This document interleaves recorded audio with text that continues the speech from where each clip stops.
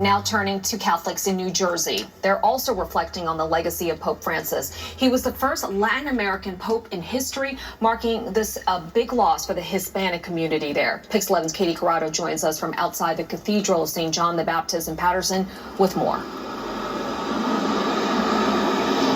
Shirley, the flags are at half-staff outside the cathedral. There is purple and black bunting outside the entrance of the church as people here mourn the passing of Pope Francis. Everybody is sad, you know? Everybody, a lot of people is sad. I love the church. I love the Papa Francisco. The Hispanic community mourning the loss of the first pope from Latin America. I just remember him as being the first Jesuit pope from Argentina, so I'll just remember him as a humble man. George Rodriguez was among those who attended a midday mass at the Cathedral of St. John the Baptist in Paterson.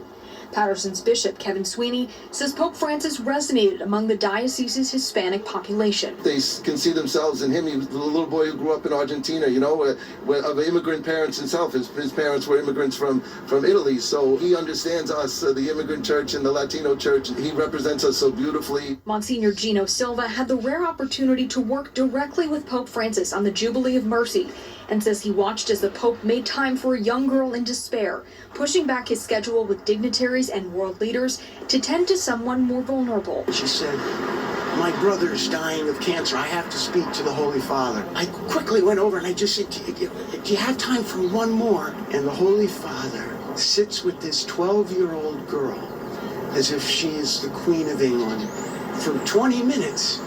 And at the end, her tears of sadness were tears of joy. Catholics hope that the attention Pope Francis gave to those less fortunate carries over into the work of the next pontiff. To help more poor people, to help those really in need, and to open up the church to everybody. And I'm praying that whoever his successor is also moves us in that direction.